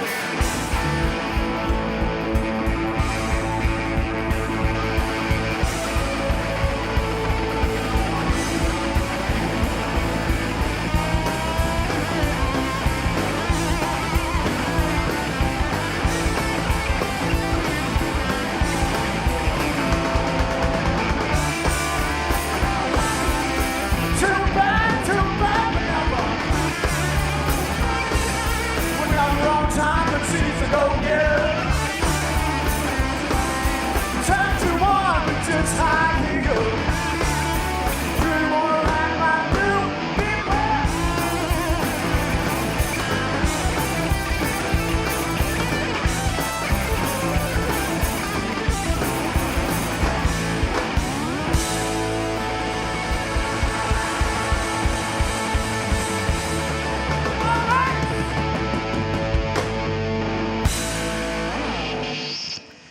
Give it up for the band. Let's give it up. So that's a lot more of what it actually looks like through our human eyes. And the fact that we have multiple cameras going at the same time really shows you guys at home what we're seeing. And that's really an important part of this. And Julius is up there, and he's always, if there was a crowd of people in here, there would be excitement down here at all points of the show. Tony's roaming around. He's getting the action shots. You want music to feel energetic and live, and you can't just have cameras on tripods and achieve that. So me running around and getting different shots, and Tony getting different focal lengths and different angles in general, that's really what this is all about. And that's bringing home the live music experience to your ears and your eyes.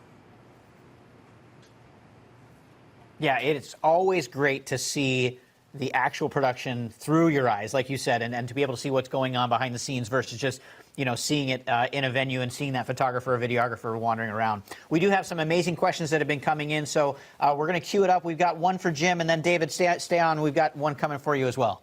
All right, yeah, so Jim, you just mentioned the crowd, and I know we don't have a live audience there tonight, but do you have any tips for shooting the crowd? What are you looking for? What are you trying to capture there? I'm looking for people who are having the time of their life. You have to understand ticket prices are pretty expensive these days, so typically there's going to be people in the crowd that are really excited to be there. It might be someone's first concert, it might be the 50th time they've seen this band, but they've paid good money to be there, and it might be their only night out for live music for 2, 3, 4, 5, 6 months. So there's a good chance that if the band's bringing a lot of energy, the crowd's going to be bringing the big energy too, and that's really what we're striving for with the crowd. Awesome. Thanks, Jim. And David, you've been shooting a lot, those first 3 songs. If you had to estimate, how many photos do you think you'd take during the first 3 songs of a typical show? And how many end up making the cut after that? Yeah, boy, that's a good question. I mean, like I said, I do shoot bursts. Of course, with action, I'm going to shoot bursts, but I don't know if I said this, but even if it's just somebody singing into a microphone, I'm shooting bursts. I'm always shooting bursts. So I do shoot a lot of frames. Again, I come from a sports background. So 3 songs, I mean, if I shoot with the 2 bodies, I could easily shoot 1,000 frames, 1,500 frames, because I'm also shooting a lot in those 3 songs. I want to get as much as I possibly can. So I'm overshooting because I know I only have 3 songs. In a full show, when I'm on tour and I have the entire show, I usually shoot between 4,000 and 5,000 frames a night. The challenging part, of course, is culling through all those images. But when I edit down, I am brutal on myself. You have to be brutal, and you only want to pull out the best frames. Like, for example, if I haven't shown it already, the jump shot that I have on my screen right now, that is my best picture from tonight, no question about it. So that is going to be number one on my, on my social media, this is the picture I'm going to be posting tomorrow. I try to edit down and cull down my images to as few as I need to tell the story. So I feel like if you show too many pictures, then it just kind of waters it down. So that's usually my numbers. I might deliver, if I'm on a tour, I might deliver 30 frames per night to my client. If it's just a one-off show or I'm doing just 3 songs, depends on the client and what their expectations are, but I might send in anywhere from 20 or 50 or even 100 frames, depending on what that client is expecting and what they're paying for. Yeah, absolutely, and thanks for that info. Now, David, Jim, I know the two of you are going to meet center stage as I tee up this last question, because this question was probably echoed at least 36 times. People are very curious, how do you get started? How do you actually step into that world of concert photography, or maybe break through that next level? If you're saying, I've been shooting locals for X amount of time, how do you get that first credential? How do you get past, past that intro stage, or how do you just get started? If you're going to shoot the big shows, you have to be part of a media outlet. There's no way around it, unless your uncle is Mick Jagger. He's got a lot of kids, David told me. But there's no way around that. People who are in the photo pit or who are working have to be a part of the media. Essentially what we're doing here is we're promoting tours, and we're promoting bands, and we're promoting the next stop on the tour.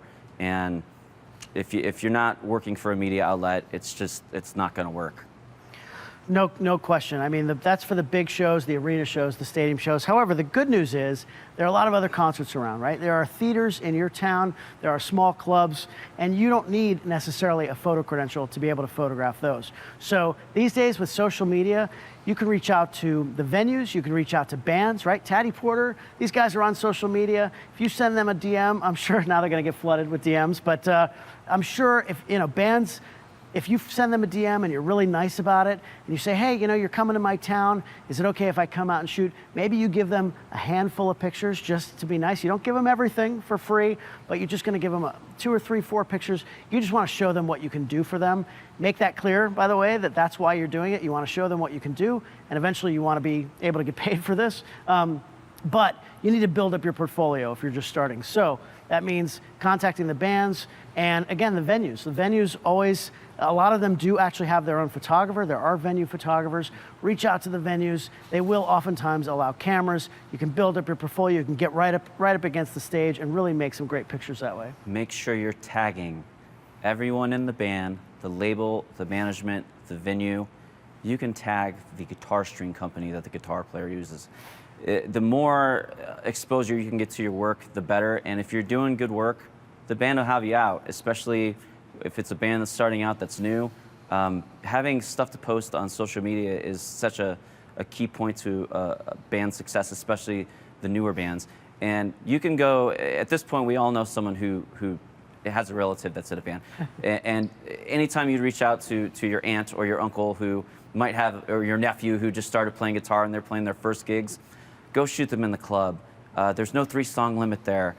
Make sure that security, we go back to security, make sure that security knows who you are and what you're doing, and 9 times out of 10, they're going to be really happy to see you. And it's all about just the building blocks of starting from nothing and building to something like what we've done over the past 20 years now. Yeah, and as far as getting credentials, it's not always just the big media outlets. Sometimes, there are smaller websites, there are smaller publications that you could start to get in with, right? And they sometimes are able to get credentials. We know people who've started their own. They started their own blog and it became really popular. But it has to be very popular enough that it gets enough views that it's worth it for them to give. They're not just going to give you a photo credential so you can build your portfolio. That just doesn't happen. So those are kind of some of the steps to getting into starting to shoot shows. Really, at the end of the day, what this is about, look, we're not going to sugarcoat it for you. We're fortunate to be in this industry. We don't take it for granted. We really appreciate it. We know it's a tough business. Photography is a tough business in general. Just to be a working professional photographer is like against all the odds, right? Like a musician. Musicians go through the same thing. It really takes a million things of the perfect storm of things that have to happen. And then the subset of music photography, concert photography, is so much smaller than that. So if you're fortunate enough to be a professional photographer, you might shoot some music here and there.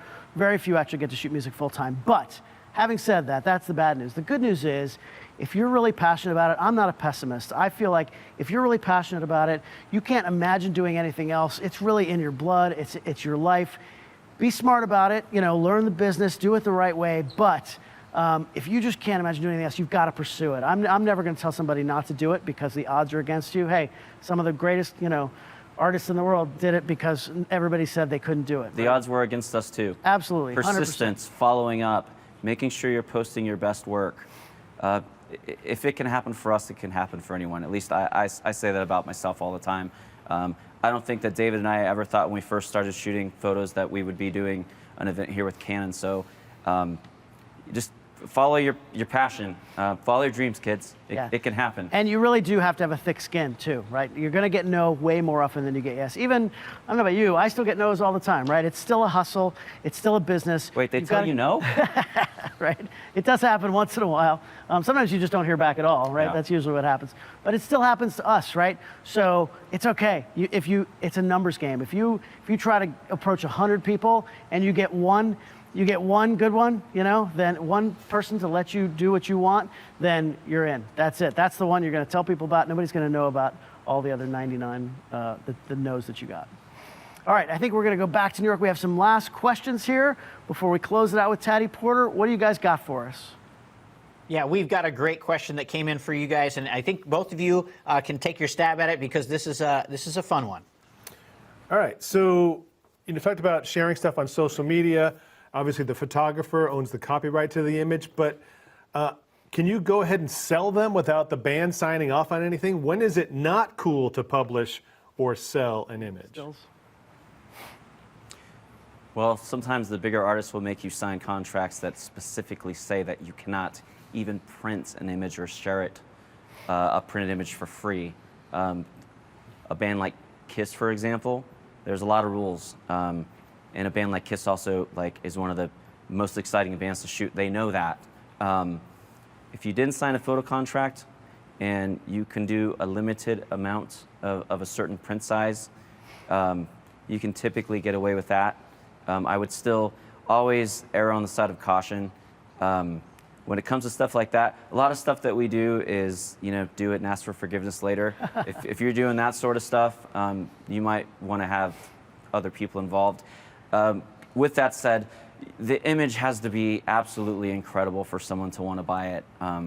I can't stress that enough. I see other photographers trying to sell prints all the time, and they're not always successful because, again, less is more. Your best work, all of those things are, they apply to so much of this, and prints are absolutely one of those things. I also want to say about photo contracts, I'm not a fan of those contracts from the bands. When you're working for a publication, the band shouldn't be telling you what you can or can't do with your pictures. I've, walked away from a lot of those kinds of shoots, but everybody's business is different. It's different in every country, so that's a kind of a big can of worms. But if there's no contract in place, there is a difference, at least in the United States, between commercial use and editorial use. Editorial use, by law, is allowed. That means publication in a newspaper and stories about the concert, right? That's what you're there to do. Usually, you're doing a review of the concert.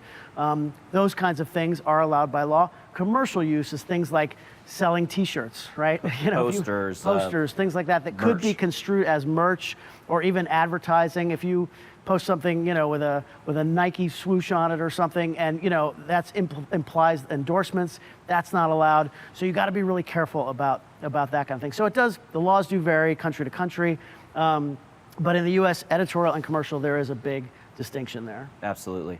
Well said. What else we got? Yeah, and even state to state, so definitely check in your local jurisdiction, right? Because you never know. So rounding us out toward last question, kind of building upon the same point, we've got another one for you guys. So out of the thousands or millions, in the case of this question, shots that you take, how do you know, like with your jump shot, which one to pick to give to the artist or to share? Like what is it about that image that really tells you that's the shot, that's the one? I mean, I think when we were going through those pictures that you can just tell, right? Some of it is experience. Obviously, I've shot a lot of concerts. I kind of know what I'm looking for. I know my style. So I know what I'm looking for when I go through, when I'm shooting. I know, you know, as soon as it looked like he was going to jump, I got excited. I got in place. I was hoping it'd be as good as it was, and it did turn out really nicely. I know that's going to be the picture, and I'm going to pick the frame at the top of the, you know, of the jump, right? That's the peak moment, the Cartier-Bresson, peak moment there. So that's what I'm looking for. And, you know, again, part of it is just experience. But like I said earlier, you've got to be brutal with yourself when you're culling through images. It's one of the hardest things to do for photographers to look at their own work and decide what's good and what's not. And you can't always rely on your family and friends. They're probably going to like everything that you do. Your mother's going to love everything, right? So you've just got to be brutal. Look at other pictures that are out there. Look at the other work that's out there. But there's no right or wrong with this. It's creativity, right? So you also have to kind of forge your own path as well, right? Yeah, take the rule book and, you know, throw it out the window as much as you can. That's what art's about, and that's what rock and roll's about, and that's what we're talking about here today. So do your own thing. You'll know when it's good. I promise. All right. Do we have any more from New York? If not, we're gonna start to wrap it up here. Any more last-minute questions? Absolutely. So speaking of doing your own thing, this will be our last question from us, and then we'll kick it back over to you guys. When do you lens hood, and when do you not? I never lens hood. Oh, see, I always lens hood. No, I knew we'd disagree on something. I always have my lens hood on. Why don't you use a lens hood? It's distracting for me personally. Distracting? Yeah. Oh, man. I always use a lens hood. It's not so much for flare. I mean, the traditional reason to use a lens hood is for flare, to block flare. Honestly, with a spotlight at that angle coming right into the lens, it's going to flare out. A lens hood's not going to make a difference. Why do I use lens hoods? It's for protection. We're walking around out here, there's metal barricades everywhere, there's people everywhere, lenses get banged around. I'm sorry, Canon, I know they're expensive lenses, but they get banged around. So I'd much rather have the lens hood take the brunt of that than the front element of the lens. I like the UV filter for a little extra protection, you know? I go lens hood. Well, we can disagree on something, all good. There's no wrong answers. There's no wrong answers to any of this. Wow, what a cool event, man. This has been such a good time. We got some thank yous, man. Huge thank yous to Taddy Porter. Taddy Porter, ladies and gentlemen. Check them out online. I think it's at Taddy Porter, right? So make sure you check them out. The Tower Theater. Holy cow. We've been here all week setting this up. Thank you so much to the Tower Theater. Rob and John in New York, Bedford Cameras. Thank you. What? Thank you. Yeah. Also, we've got to thank Canon, of course. Yes. Canon, holy cow, for having us out. Get up and go. We've got a huge production crew here as well. And of course, thank you guys for watching. We really do appreciate you being here. You make this all happen. So we're going to, I think, close this out with one last song. You want to shoot one last song? Let's do it. Let's do it, buddy. We're going to go, this is going to be In the Morning from Taddy Porter. Take it away, guys. Close it out.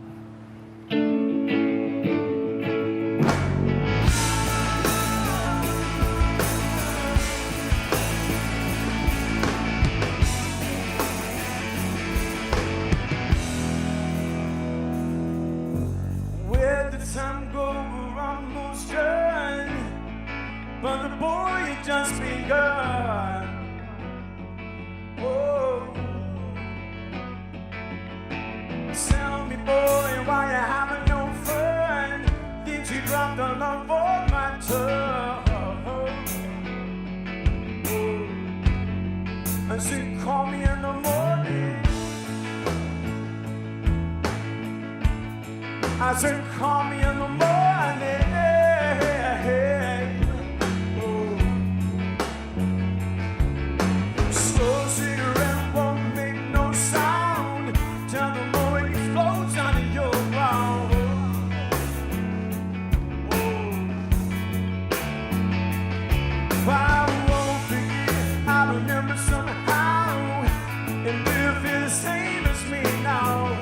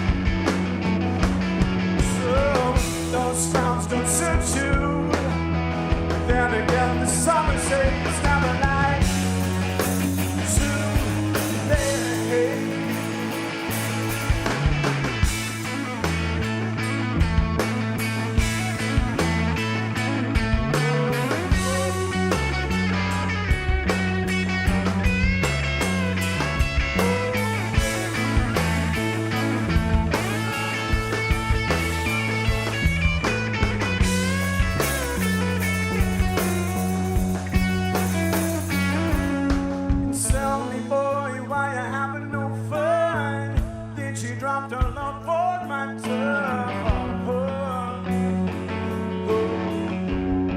I said, call me in the morning. Said I will love you in the morning. Still I will love you in the morning. I will love you in the morning. So I will love you in the morning. So I will love you in the morning. So I will love you.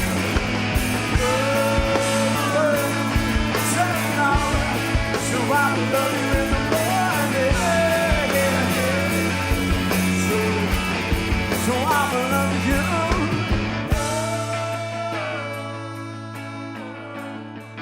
I will love you in the morning.